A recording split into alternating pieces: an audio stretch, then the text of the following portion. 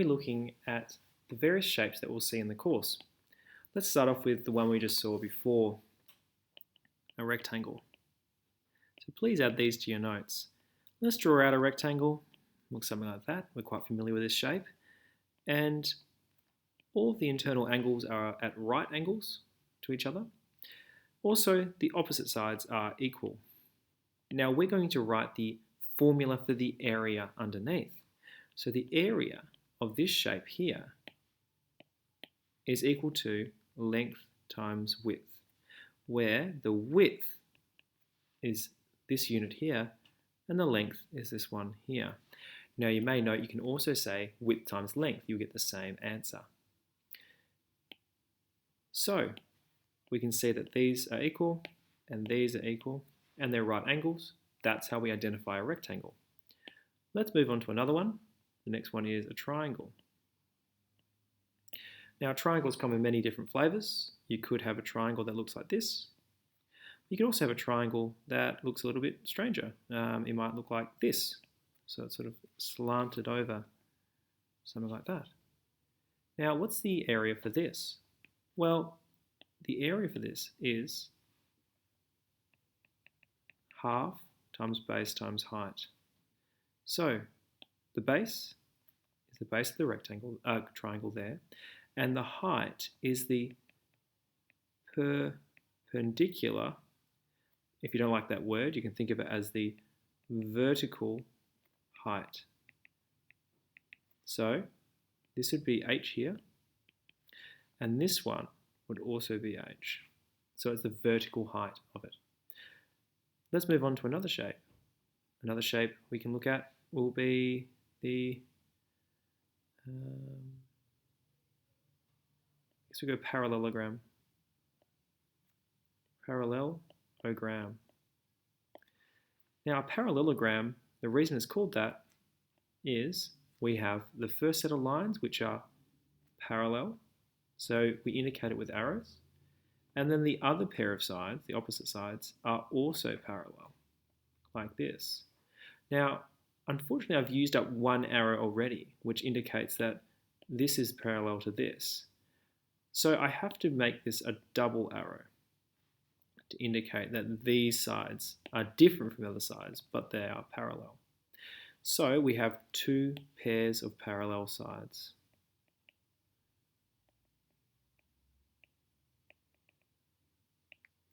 What's the formula for this one? Well, we go area is equal to base times height, where this is the base and this is the height. Apologies. Yeah, that's right. This is the height. What's another shape we can have a look at? Well, we've done a rectangle, triangle, and parallelogram. Another one we can have a look at is something called the rhombus.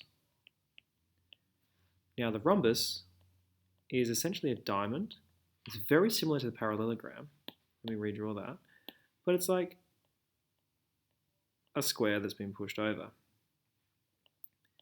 All the sides are equal, and the area of this shape is found by finding the diagonals. So let's call this first diagonal x. I'll change the color. Let's call this diagonal y. So the area of this is equal to half times x times y, where x and y are diagonals.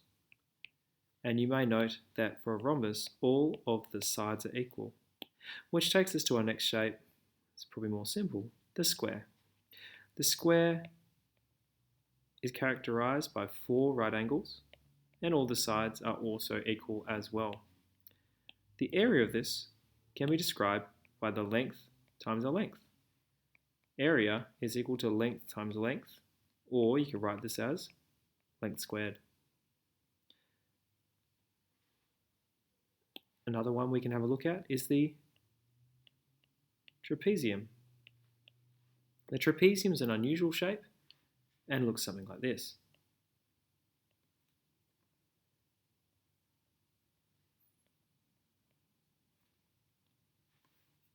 How the trapezium works is you have two pairs of parallel sides, one pair of parallel sides, and that's really the only property of it, apart from it being a quadrilateral, which means a four-sided shape. So how do we work out the area of this? Firstly, we need the vertical height, h, and we need the height on the top, a, and we need the height on the bottom, b. To find the area of this, we average the top and bottom heights, like so. Half of the summation of a plus b, and then we times by the height, h.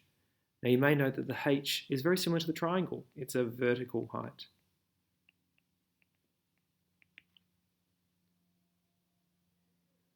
Now let me see if I've got any more left.